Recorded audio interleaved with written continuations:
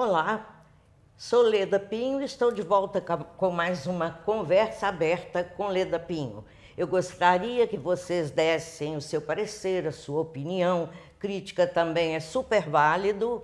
E também quero agradecer de coração e mais uma vez Dr. José Vendelino, parceiro aí da gente nessa trajetória, nessa corrida que nós estamos tentando continuar.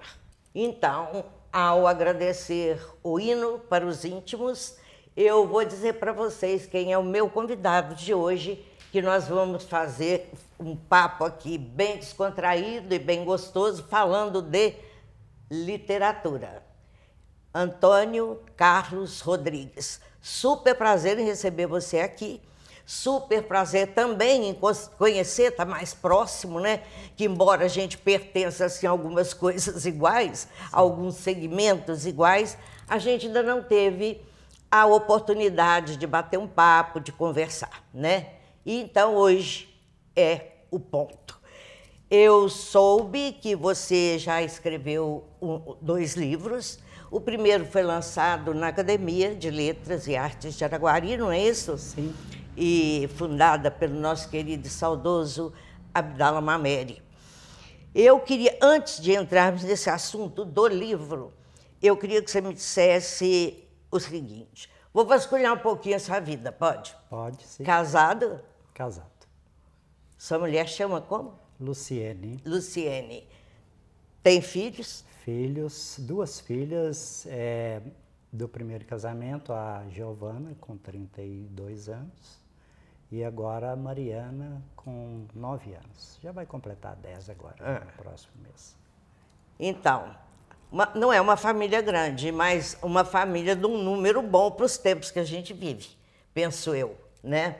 Exatamente. Esse mundo que a gente vive, a gente tem que olhar para esse lado também, né? Com certeza, né? As coisas mudaram muito, né? Sim. Não dá mais para ter, como no meu caso, minha mãe e meu pai, nós éramos 9 irmãos. E eu sou de uma família de 12. Quantos? 12. Maior que a minha. 12 irmãos. E eu mesma tenho 4. Eu tenho 4 filhos, 5 netas e 3 bisnetos. Olha, bisneto já. Minha caminhada é longa, meu filho. Mas então, Antônio, o que te levou a escrever o primeiro livro? Conta a história, mais ou menos assim por alto eu estou sabendo. Mas eu queria que você contasse para que nossos assistentes aí, as pessoas que nos acompanham, essas pessoas que fazem e estimulam a gente, soubesse um pouco dessa história do seu livro. Olha, é uma história até um pouco interessante. Eu, há uns 30 e tantos anos atrás, 40 anos, eu conheci o senhor Abdala Mameri, que então já era o presidente, né? Ele foi o fundador da Academia de Letras, fundador da Academia de Letras de Araguari. E na época eu trabalhava em construção civil, eu era pedreiro. Eu estava fazendo uma reforma para ele, um pequeno trabalho na casa dele. E conversando com ele sobre literatura, eu na época já era estudante de letras, e manifestou ali o interesse, a parte dele ali, de eu participar do concurso de contos. Contos e poesias, né, da academia. Falei para ele que eu já havia escrito alguma coisa, ele, não, então você vai participar. Só que na época era tudo na base da datilografia, eu não dominava muito bem, eu catilografava. Então, entreguei para ele a quantidade de páginas, limite para conforme o edital, só que a formatação em datilografia é totalmente diferente de formatação em computador. É verdade. Eu, na época, não dominava de jeito nenhum a datilografia. Então, ele me disse, olha, infelizmente aqui não há como, porque você vai ter que fazer novamente, vai ter que datilografar novamente, de acordo com a formatação prevista no edital. Eu acabei não fazendo essa inscrição e esse conto ficou guardado lá nos meus arquivos por muitos Não participou muitos então do concurso? Não participei. Pela dificuldade de datilografar, né? Exatamente. Ficou guardado esse conto lá praticamente uns 30 anos. E aí, certo dia eu pensei, eu vou voltar a escrever. E peguei esse conto e vou partir desse conto. Era um conto, então eu de acordo com com a conceituação do que é um conto, a quantidade de personagens, é tudo mais sucinto. E eu usei ele como um mote, ali como um esqueleto, e através dele eu escrevi. Você desenvolveu, através do conto, você desenvolveu o livro. O conto, o livro, o mesmo nome, né, do conto. E esse livro ele foi escrito então no ano de 2016. Conta pra gente o nome então desse conto que virou livro. Sim, A Árvore da Discórdia. Porque a personagem, na verdade, não é humana, é uma árvore mesmo, daí o título. Interessante. Discórdia porque há interesses políticos, interesses místicos, interesses dos mais variados em volta interesses ecológicos, em volta da árvore. Mas o certo é que a árvore acaba, dentro dessa intriga aí, ela acaba sendo vitimizada. E os personagens humanos são muito fortes, muito contundentes, mulheres de caráter tem os muito mosquitinhos, firme, né? muito forte. Gente. Mas essa época é assim mesmo. Mas então, enfim, a gente está falando de árvore, e árvore Não atrai mosquito. Né? Não, e mosquito tem mesmo, né? Não tem como evitar. É verdade. Então, essa obra ela é um romance, uma temática ecológica. Ela tem esse nome justamente pelo fato de falar mesmo de uma árvore, literalmente uma árvore. E esse livro foi lançado na Academia de Letras quando? Foi lançado na Academia de Letras, agora a data eu não tenho certeza, mas foi em 2018. Quando? A data eu não sei, Leda. Não lembra? Não me lembro exatamente a data. Tá bom. E aí, então vamos seguindo. Lançou na Academia de Letras e teve muito tempo de um livro para o outro, não? Aí você voltou a ter aquela vontade, aquela paixão, né, por escrever e partiu para o segundo logo ou demorou um pouco? Demorou um pouquinho. A escrita não, porque é um descompasso aí incrível, é a vontade de escrever e o que a gente acaba produzindo. Eu gostaria de produzir até mais do que eu produzo, tem muitas ideias. Mas o certo é que há um descompasso entre aquilo que eu escrevo e aquilo que eu edito. Por quê? Essencialmente porque custo editorial é muito alto no Brasil. Muito alto. Com certeza. Mesmo. Barateou de uns anos para cá, mas ainda é uma coisa assim. É alto. É uma acessibilidade assim para poucos mesmo, infelizmente. Temos os projetos de incentivo à cultura, que são maravilhosos. Temos aqui na nossa cidade o PMIC, que funciona muito bem.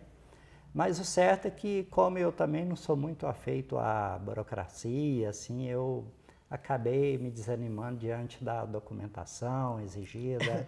É muita coisa, né? É muito documento, é muita preenche isso, preenche aquilo. E às vezes dá mesmo de desanimar. A razão disso é que eu acabei iria pleitear no primeiro livro, não pleiteei. Nesse segundo também, iria pleitear para outros livros, que eu tenho outras obras escritas. Mas aí eu resolvi publicar esse Nara e o Ser Cordial. E esse foi editado esse ano. Então mostra pra gente aqui, ó, o Anderson, o livro, e fala um pouco dele. Inara e o Ser Cordial. Inara é uma índia, então é um romance indigenista. Eu procurei resgatar aí essa temática indigenista que ficou lá no século XIX. Acho que todo mundo já ouviu falar de Guarani, Iracema, né? Pode-se dizer que está entre os livros mais lidos da literatura brasileira e também conhecido fora do Brasil. Sim. É uma literatura famosa mundialmente, inclusive o Guarani virou ópera, né? E uma ópera famosíssima, por sinal, apresentada em Milão. Maravilhosa mesmo. Né, o Carlos Gomes. Então, Inara e o Ser Cordial. Inara é uma personagem indígena, então eu quis fazer uma personagem mulher. A literatura ela é muito carente de personagem, de heroína. Eu noto isso. Então foi isso, uma personagem centrada na imagem feminina, índia, Devido também a tudo aquilo que a gente tem presenciado aí, a temática ecológica e, sobretudo, o sofrimento do povo, dos nossos nativos. Então, eu resolvi escrever esse romance justamente em devoção a Você esse povo que eu abordou tenho uma verdadeira... a realidade deles. eu tenho uma verdadeira paixão pela cultura indígena. Até porque nós brasileiros já temos ela em nosso sangue. A origem, né? Lembrando bem que a temática indigenista ela ficou restrita ao século XIX, ela foi uma parte, ela foi uma vertente dentro da escola romântica, do romantismo brasileiro, e teve como grande expoente aí o José de Alencar, autor de Iracema e o Guarani, e o Gonçalves Dias, com Juca Pirama, dentre outros escritores de menor assim, projeção. Então eu resgatei esse período aí. É óbvio que depois do José de Alencar, depois do período romântico, muitas outras obras, poemas, contos foram escritos com essa temática, mas infelizmente ela ficou assim muito, vamos dizer assim, muito escondida. Muito esquecida mesmo. Infelizmente, a gente tem mesmo uma dificuldade muito grande com a literatura, né? Especialmente aqui no Brasil. Eu estive em Montevidéu e, só fazendo um parênteses, eu vou te contar o que eu fui fazer em Montevidéu. Eu sou, assim, fã, mas muito fã, e acompanho um pouco a política do Mujica. Sim. E eu fui lá para conhecer mais alguma coisa dele. E realmente fiquei encantada. Eu falo que eu fui encantada e voltei deslumbrada, sabe? E lá eu achei muito interessante a quantidade de pessoas sentadas nas praças, nos bancos das praças, lendo. Mãe lendo, filho lendo, sabe? Eu achei muito interessante. E livrarias cheias, o que não ocorre aqui. Infelizmente, o brasileiro tem essa fama de ler muito pouco. Isso é um grande problema. Basta saber que basta ver, né? E saber também que na Argentina, em Buenos Aires, eu não sei se esses dados ainda prevalecem até hoje, mas existem mais livrarias do que não sei quantas capitais brasileiras juntas. Então é um povo que realmente lê muito, consequentemente é um país que goza de um IDH, um Índice de Desenvolvimento Humano, muito melhor que o nosso. Aliás, o IDH argentino, agora um pouquinho mais, diminui um pouco devido à crise, mas ainda assim é um IDH bem mais elevado que o nosso. E a razão disso é justamente o apreço pela cultura, né? Argentino no século XIX, final do século XIX, já não tinha mais analfabeto. Então, isso é um feito formidável dos nossos vizinhos. Né? Em muitas áreas, a cultura regrediu, né? Exato. O nosso prefacista aqui do livro é o nosso quem é? grande Edmar César. Não me fala. Um prefácio maravilhoso. Eu fiquei encantado o Edmar. com o prefácio dele. Eu falei, seu prefácio, O Edmar é uma pérola, né? Será que o livro merece o seu prefácio, Edmar? Não, mas aí ficou também... muito bem feito, né? Aí também não, né? Dele, né? Aqui está o seu talento, né? A sua arte de escrever, e ele prefaciou. E ele, principalmente, já escreveu vários, né? Vários. Aliás, o primeiro livro que o Edmar escreveu, que foi a respeito do senhor Afif Hadj. Sim, eu lembro. Então, a primeira entrevista sobre o livro foi comigo. Sim. Na época que nós tínhamos aí o Canal 15, né? Também se foi, mas eu fui a primeira a entrevistar. Eu estava presente com muita honra, nos por sinal. lançamentos dele, Edmar. Então, ele prefaciou o livro e eu espero contar com a presença dele lá no dia também. Ele que é acadêmico, né? Ele foi presidente Foi presidente. na última gestão, depois entrou o Joels, que foi reeleito agora também. Ah, sim. Você conhece, falando em Edmar César, você conhece o espaço Helena Ferreira? Sim, sim, já estive lá algumas vezes. Na minha opinião, é o melhor e mais completo espaço cultural de Araguari. É. Inclusive na questão de preservação e organização, né? Existe até a possibilidade, inclusive, ele até havia, lembrando aqui que ele havia me oferecido espaço para ser lá. Aí eu falei para ele, olha, Edmar, eu fico agradecido aí o seu apreço aí, a sua oferta, e a gente vai pensar direitinho. Acontece que algumas pessoas que eu já avisei, já havia comunicado que seria na Academia de Letras. Mas isso aí depois a gente vai ver direitinho.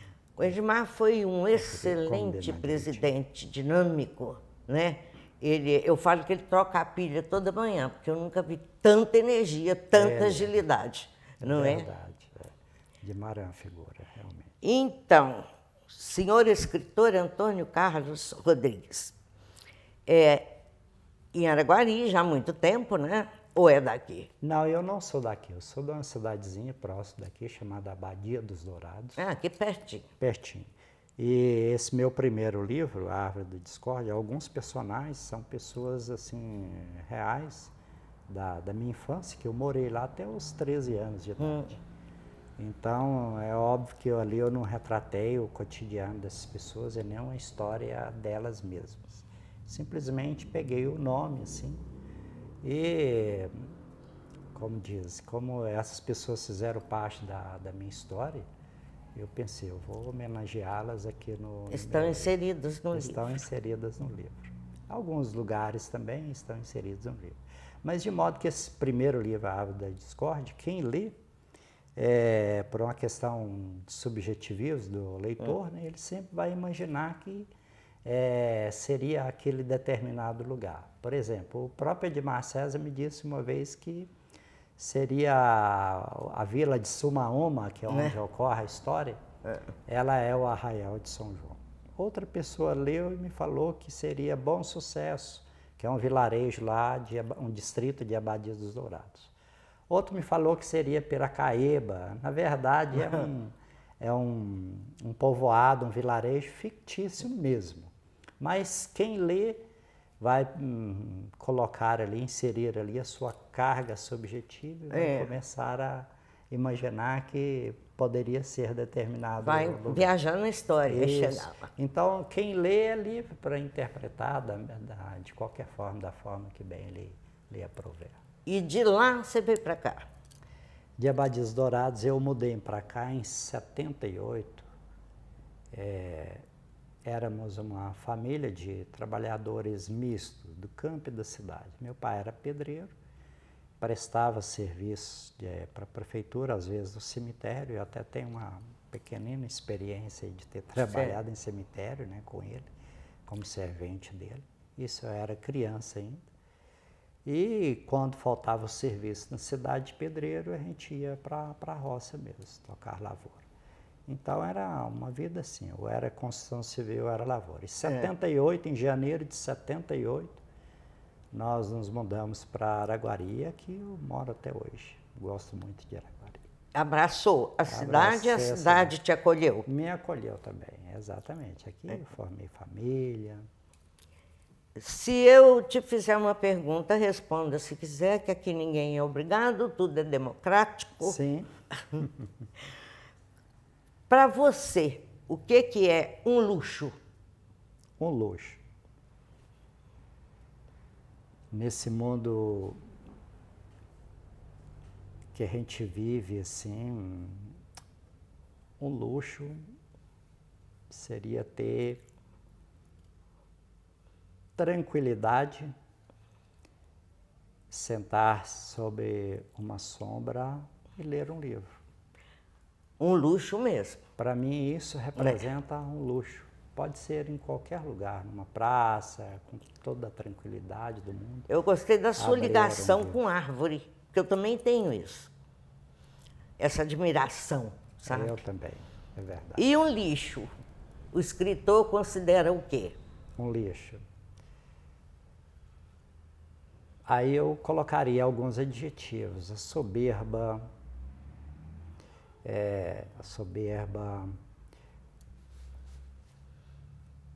a ignorância, a cegueira, a falta da capacidade de se autocriticar, de criticar o mundo em que vive e de se autocriticar também. Porque se eu critico alguma coisa, a crítica é como se eu lançasse ali um bumerangue. Ele vai voltar contra mim. Então, aquilo que eu critiquei, realmente, eu sou o exemplo contrário daquilo que eu critiquei, aí o bumerangue vai voltar. Espera aí, eu não fui autocrítico. Então, antes de proferir uma crítica, a gente tem que fazer primeiramente a autocrítica. Então, um lixo, eu diria, em suma, aí, as pessoas que não têm a capacidade de autocrítica. Muito bom. Na opinião de Antônio Carlos, 3 carências de Araguari. 3 carências de Araguari. A cultural, nós poderíamos ter muito mais diversidade cultural na cidade, porque quando se fala cultura, infelizmente, as pessoas entendem que cultura é colocar uma dupla de cantores sertanejos, não que eu esteja dizendo que isso não seja cultura, de forma alguma, eles são cultura também. Eu diria que falta diversidade, porque a gente vê muito o poder público, os promotores de eventos serem muito incisivos nisso. Mas o grande pecado está naqueles que são responsáveis pela gestão da cultura mesmo, gestão política da cultura. Então a gente poderia ter eventos culturais com mais diversidade. Porque o que eu sempre costumo dizer é o seguinte, as pessoas, elas precisam de ter o amparo do poder público, precisam de ter o amparo da escola, porque geralmente, eu fui professor há muitos anos e eu notava isso. As crianças, elas vêm de família que não tiveram acesso. Então, geralmente, os pais ouvem aquela musiquinha simples ali, aquela coisa.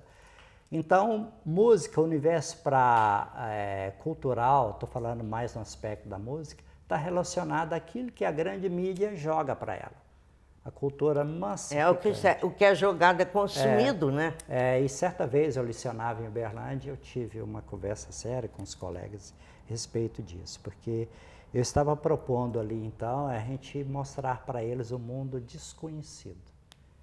Ah, mas por quê? Tem que tornar a escola agradável para os meninos, mostrar o que eles gostam de ouvir. Eu falei, não, o que eles gostam de ouvir, eu não vou interferir em gosto, porque isso é uma coisa subjetiva, cada um tem o seu. Mas a escola tem que cumprir o seu papel, mostrar a esses jovens o mundo que ele não conhece, o mundo desconhecido. Quando você cruza o portão da escola, você vai adentrar ali no universo para conhecer o desconhecido. Porque o mundo conhecido, a grande mídia já joga o tempo todo. Você anda na rua, você está ouvindo, você liga a televisão, você está ouvindo. Então, a cultura massificante, a grande mídia já se encarrega de fazer isso aí. Ela não quer a formação cultural, ela quer um ser alienado, e é prejudicial. Consumista. Né? É prejudicial. E a escola tem que fazer um diferencial, mostrar para esse jovem o mundo que ele não conhece, o mundo desconhecido. Esse é o papel da escola. Você não vai para a escola para você ver aquilo que você já conhece. Você vai para aprender. Em busca do aprendizado, né? Exatamente. Então, voltando à sua pergunta aí, eu acho que uma grande carência é essa falta de diversidade. Ainda que de alguns tempos para cá a gente tenha presenciado um certo ensaio aí dessa diversidade, mas ela está muito aquém do ideal e precisa de ser trabalhada com muito profissionalismo, muito afinco mesmo. É muito triste saber de um jovem, perguntar a um jovem. Eu fui professor em cursinho também, certa vez eu perguntei se alguém conhecia Vila Lobos. Como? Vila Lobos, se alguém conhecia Vila Lobos. tinha 80 alunos, era um cursinho pré-vestibular. Fazendo cursinho. Exatamente. Apenas uma aluna soube responder quem era Vila Lobos. Então, se você perguntar quem é Chitãozinho e Chororó, todo mundo sabe. Né? Aí todo mundo sabe. Quem é a dupla do momento? Todo mundo. Não estou querendo dizer que isso não é cultura, não. Mas eu estou querendo dizer o seguinte, que tem que haver diversidade, que a riqueza está no conhecer a diversidade. E não conhecia, então eu acho que volta naquilo que eu falei. A segunda carência, e aí eu posso falar de forma bem própria mesmo, com muita propriedade, que eu trabalho nesse setor. Eu trabalho como comissário da Infância e Juventude e lido diretamente com essa faixa etária. Araguari precisa de ter mais espaço para os jovens apresentar a sua cultura, a sua arte, aprenderem mais esportes. A prática desportiva ela é muito pouco cultivada na nossa cidade. A gente praticamente tem campo de futebol. Tem algumas diversidades no vôlei, tem sim, mas estou falando de esportes olímpicos. É a coisa mais simples do mundo. Às vezes eu vi uma matéria de Cuba, como é que eles formam ganhadores de medalha, gente? Aí o instrutor lá mostrou, olha, eu vou fazer aqui para você agora, você vai notar que não vai custar 1 centavo. E ele pegou algumas latas de areia, jogou areia, demarcou o espaço e pôs o menino para pular. Aí ele perguntou para o repórter, isso aqui custa alguma coisa? Os nossos atletas são assim, eles começam desde 6 anos de idade a pular. Aquele que tem mais qualidade, tem mais possibilidade, a gente vai trabalhando ele. A gente não vê essa diversidade, então essa é a segunda. Falta mais oportunidade para os jovens no aspecto da diversidade desportiva e na diversidade cultural, que de certa forma está relacionado também com o primeiro ponto que eu falei. E a terceira é oportunidades de trabalho, de aprendizado para esses jovens. Eu visto que todas as empresas hoje, elas pedem experiência. E é muito triste já falar, eu tentei, estou tentando, mas não tem experiência. Inclusive, então, são esses 3 aspectos que eu acho que é carente. Inclusive, para ingressar num primeiro emprego, eles pedem tanta coisa, né? Inclusive experiência. Como é que a pessoa vai ter experiência se nunca trabalhou?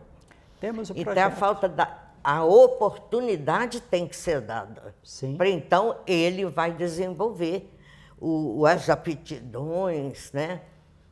E daí surge quantas vezes grandes talentos, excelentes profissionais.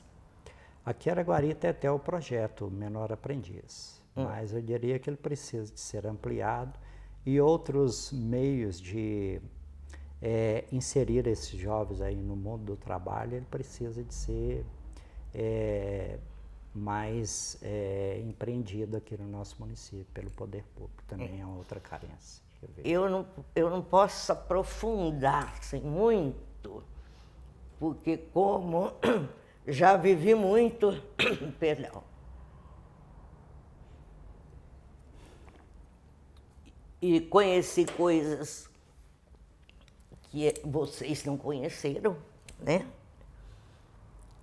Eu sou de uma época que Araguari era polo regional. As pessoas saíam do sul goiano, interior paulista, para estudar onde? Em Araguari. Sim. Naquela época, o regime de internato e externato. O Colégio Regina Paz. Regina Paz, berço de grandes homens, né, de grandes expoentes em todas as áreas, e o Colégio das Irmãs, então, que tinha também o internato feminino e o externato, né? E eu morava aqui em Araguari e eu era interna no Colégio das Irmãs. Todos 2 centros educacionais de primeira grandeza. Ao invés de evoluir, evoluiu e acabou, né? Então, onde era o Regina, aquela edificação maravilhosa, né, Antônio Carlos? Hoje é a IMEPAC. Tudo bem que também é uma fonte educacional, né, forte, mas a gente não esquece nunca a maneira de ser educada naquela época. Sabe, eu acho que um desenvolvimento de relacionamento, de tudo, assim, mais leve, né, mais organizado. Eu acho que nem tudo melhorou. Acho que muita coisa evoluiu. De acordo. Eu tenho essa percepção também. Aí já entrei na terceira idade, 60 anos, mas eu noto que algumas décadas atrás, as coisas começaram a se complicar, a ficar mais complicadas, pessoas mais hostis, pessoas têm menos tempo. É muito comum a gente chegar para a pessoa, apresentar o livro, a pessoa fala assim, não, eu não tenho tempo. Eu acho muito engraçada essa frase, porque se a pessoa que não tem tempo é a pessoa que já não está mais viva. Não é? A morte, ela é a cessação do tempo existencial, né? Se a pessoa fala que não tem tempo, fala, então o que você está fazendo aqui? Você devia estar em outra dimensão, então. Não, tempo a gente tem sim. A gente tem que saber ordenar o tempo. A gente é senhor do tempo, e não o tempo é senhor da gente. Eu, pelo menos, penso dessa forma. Então, essa percepção de tempo, espaço, ela era mais positiva algumas décadas atrás. Você andava, você não tinha uma bicicleta, não tinha um carro, você ia a pé no centro da cidade, você ia de um extremo a outro na cidade, na cidade. Então, hoje as pessoas elas andam em carros potentes, aí 40, 50 km por hora, e param no sinal que dura ali 30 segundos, 20 segundos a 60, acho que é o máximo que tem aqui em Araguari. E quando você conta 1, 2 para o sinal liberar para você, assim que ele libera. A gente aprende assim, não é isso? É isso. Conte 1, 2 para depois sair. Quando você conta 1, é isso mesmo. A buzina já soou atrás. Então, é muito triste saber que as pessoas estão vivendo essa angústia pelo tempo, a busca. Todo mundo tenso, parece que você olha, está todo mundo tenso, todo mundo preocupado. Sabe, eu, Anderson, que nós já tivemos 5 cinemas aqui em Araguari, que nós tivemos 6 ou 7 hospitais. Então, essas pessoas mais jovens não sabem da história de Araguari. Então, eu acho que Araguari é uma das cidades, sem dúvida, que não teve uma felicidade política, sabe? Então, o que aconteceu? Uberlândia explodiu e nós ficamos para trás, né? Segundo alguns relatos históricos aí, Araguari ela perdeu, vamos dizer assim, o fio da meada aí, com algumas oportunidades aí que foram oferecidas e que certos setores da sociedade aqui não quiseram implantar essa cidade. Inclusive, assim, diz a lenda, político também, né? Que ao invés de incentivar a vinda para cá, fez questão de abafar. Um grande exemplo disso aí é a Universidade Federal de Uberlândia com o curso de Direito, né? Isso aí eu acho que conta aí, né? Consta aí nos anais históricos aí do município. A gente lamenta. Mas é bom, é pacata. A questão de pacata não existe isso mais. Todo lugar é violento atualmente. Todo lugar, não é? Tem marginal, enfim. Agora, o nosso campo industrial é muito fraco, né?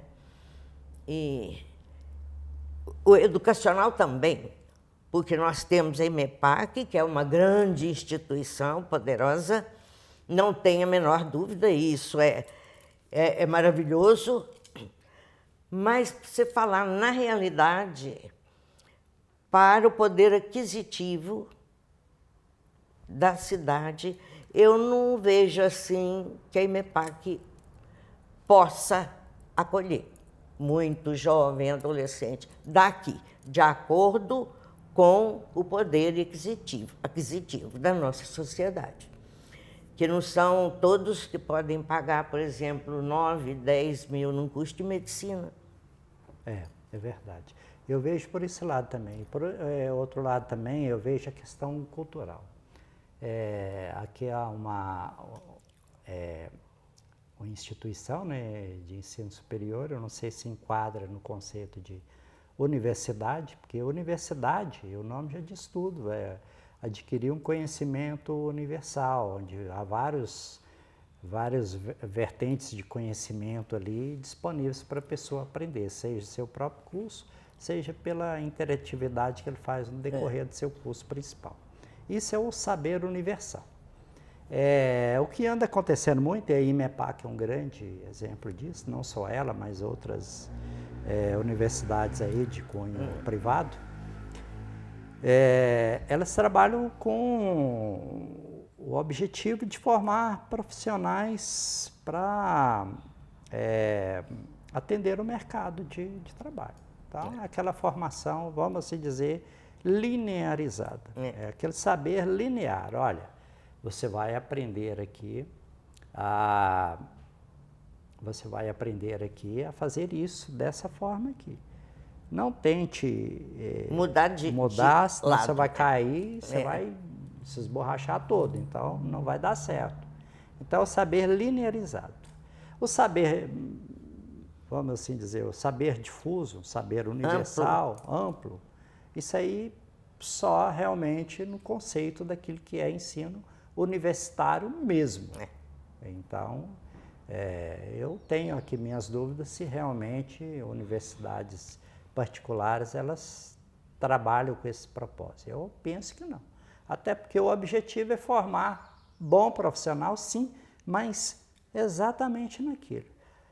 E o dia que a sua formação ela não tiver mais de acordo com o que requer a realidade, o mercado, você vai entrar em parafuso, você vai ter que voltar a estudar novamente, fazer um novo curso.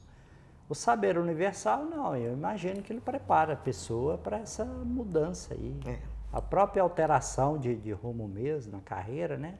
Não, eu me formei nisso, mas eu quero agora enveredar por esse lado aqui e tal.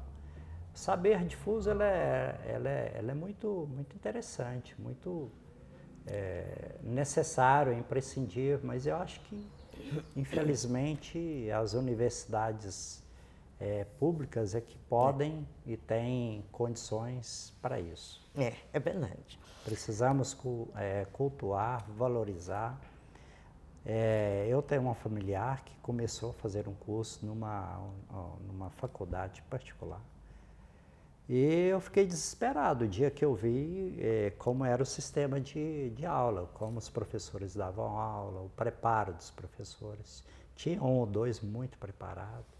Falei, olha, infelizmente aqui você vai, a hora que você concluir o seu curso, você vai, não um graduado, mas um técnico. Você vai ser um técnico, você vai fazer um curso superior, chamado de superior, você vai receber um diploma com essa nomenclatura. Mas, infelizmente, em termos de qualidade profissional, você vai ser um técnico, infelizmente. Não, mas vai ser assim mesmo. Eu falei, infelizmente, você vai ser um ajudante de profissional que teve uma formação melhor, vai ganhar pouco. Você não vai conseguir galgar sucesso com essa graduação, não. E essa pessoa ficou assim muito estarrecida, depois procurou, olha, eu perdi até noite de sono de pensar naquilo que eu quero ser bom. Falei, então, infelizmente, você vai ter que procurar outra faculdade. E o certo é que essa pessoa se empenhou tanto e passou na universidade pública. Vou dar o nome aqui, Universidade Federal de Uberlândia.